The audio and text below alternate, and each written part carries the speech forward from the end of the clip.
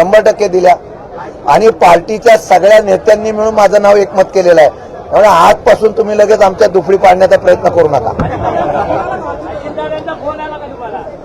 आता मी पार्टीतून अजून कोणाचा फोन आलेला नाही. अरे असं आहे की पद मिळाल्यानंतर कोण शुभेच्छा देत असेल तर त्या स्वीकाराची आपली महाराष्ट्राची संस्कृती आहे. पहिली माझ्या कार्यकर्त्यांची पार्टी बांधून द्या. पहिलं माझं लक्ष असेल की सामान्य कार्यकर्त्याला पार्टीत घेणं, मग पुढे पार्टी वाढल्या आपोआप बरेच लोक येतील. आणि तिकडे पण काय सगळे आबादी असं समजू नका.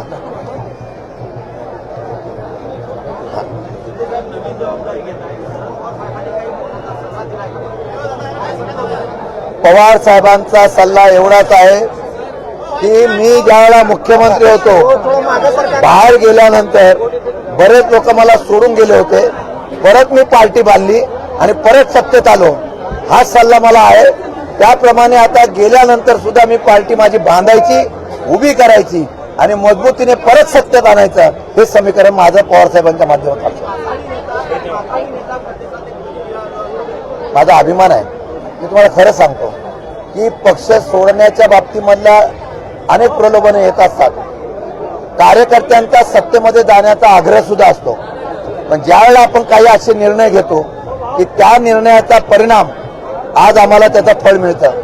मी एका सामान्य कार्यकर्त्याच्यामुळे, मी पवार साहेबांच्यामुळे इथपर्यंत आलो. मी माझं भाग्य समजतो. मी एवढंच सांगतो, मंत्रिपदापेक्षा मला पवार साहेबांच्या पक्षाचं मला नेतृत्व करण्याची संधी मिळालं हेच मोठं आहे.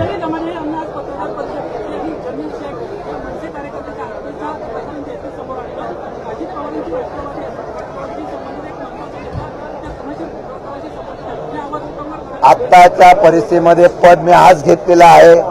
असे महाराष्ट्रातले अनेक प्रकरणं माझ्याकडे येतील. त्यावेळेला 100% तुम्हाला रस्त्यावर मी पाहायला मिळेल.